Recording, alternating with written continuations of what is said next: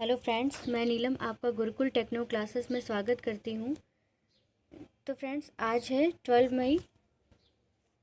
मई से आपसे जितने भी करंट अफेयर्स के क्वेश्चंस हैं वो मैं आपको आज इस वीडियो में पढ़ाऊँगी। तो पहला क्वेश्चन आता है फ्रेंड्स कि हाल ही में किसने ऑनलाइन प्लेटफॉर्म की शुरुआत की है। किसने की? महिंद्रा ने। अभी ऑनलाइन प्लेटफॉर्म क्या है? ये जो है मतलब इस समय जो लॉकडाउन की वजह से सारी शॉप्स वगैरह बंद चल रही हैं, व्हीकल जो नहीं सेल हो पा रहे हैं, तो इसकी ऑनलाइन सेलिंग के लिए ऑनलाइन प्लेटफॉर्म की शुरुआत की गई है। नेक्स्ट क्वेश्चन आता है हमारा कि हाल ही में मतलब किस राज्य सरकार ने संजीवनी वाहन विकसित किया है। किसने किया है? मध्य प्रदेश ने किया है, संजीवनी वाहन विकसित किया है।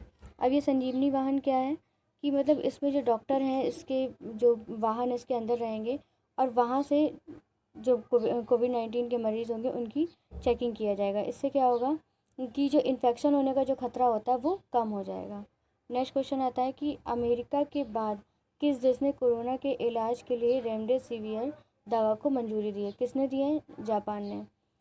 इस दवा में क्या है, वैसे तो कोविड-19 की जो मरीज़ हैं उनको इस ठीक होने में करीबन 14 से 15 दिन लग जाते हैं, लेकिन इस दवा को अगर यूज़ किया जाए तो जो कोविड-19 के मरीज़ हैं वो 11 दिन में ठीक हो सकते हैं।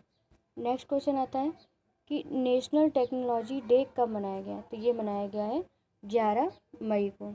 ये क्या है? राष्ट्रीय तकनीकी प्रौद्योगिकी अथवा जो टेक्नोलॉजी दिवस है, ये 11 मई को मनाया जाता है। इस दिन ये क्यों मनाया जाता है?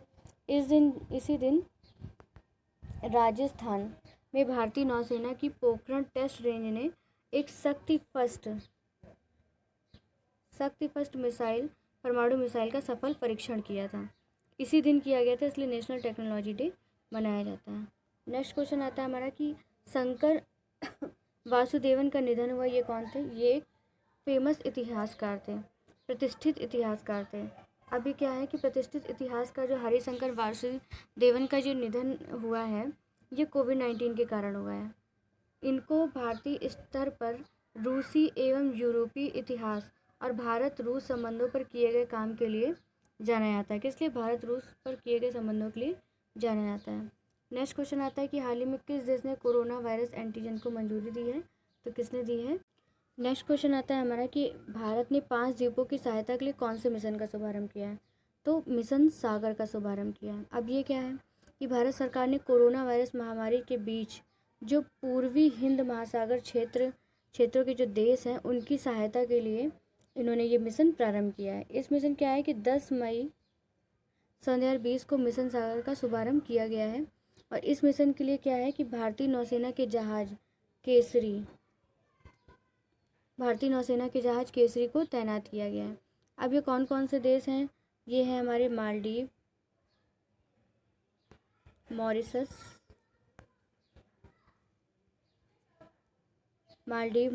सेशेल्स, मेडागास्कर और कोमोरस।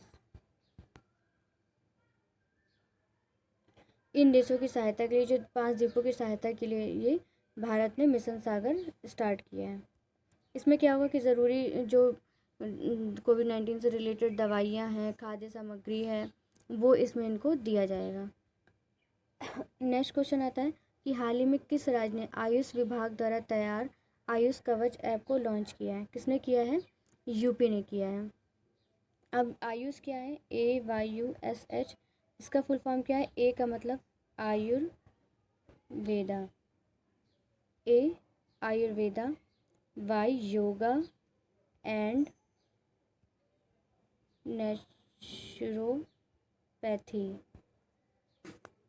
Naturopathy, Unani, homoeopathy. इसका फुल फॉर्म आयुष का ये है। तो नेक्स्ट क्वेश्चन आता है हमारा कि कोरोना वायरस वैक्सीन विकसित करने के लिए ICMR ने किसके साथ हाथ मिलाया है? तो किसके साथ हाथ मिलाया है? भारत बायोटेक के साथ हाथ मिलाया है। अब ये क्या है? ICMR क्या है? तो ये है भारत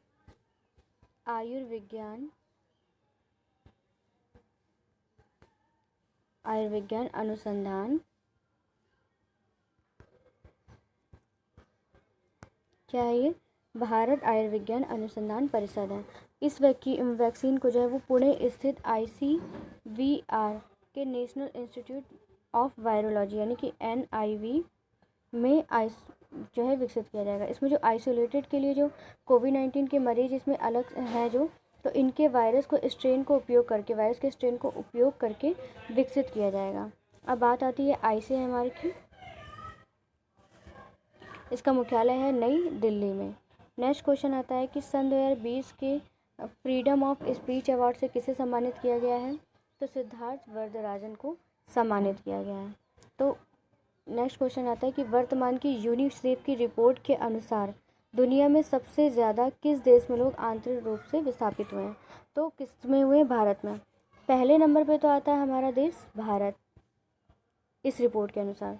सेकंड नंबर पे आता है फिलीपींस और थर्ड नंबर पर आता है हमारा, कौन सा देश आता है थर्ड नंबर पे? बांग्लादेश आता है। ये जो रिपोर्ट है वो सन 2019 की रिपोर्ट के अनुसार से जारी की गई है। अब बात आती है यूनिसेफ की। तो यूनिसेफ का फुल फॉर्म क्या है? United Nation children's fund. क्या था? United Nation children's fund. इसकी स्थापना कब हुई थी? 1946 में। हेडक्वार्टर इसका न्यूयॉर्क में है और हेड कौन है इसका? हेड कौन है इसके? हेनरिएटा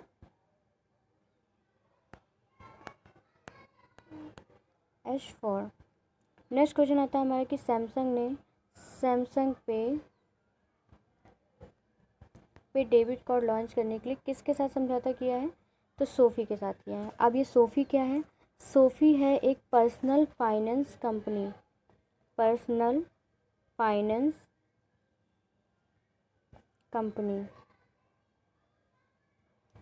है। नेक्स्ट क्वेश्चन आता है कि फेक न्यूज़ की जांच के लिए व्हाट्सएप पर चैटबॉट लॉन्च किया है। किसने किया है? पॉइंटर इंस्टीट्यूट ने किया है। अब बात आती है व्हाट्सएप की।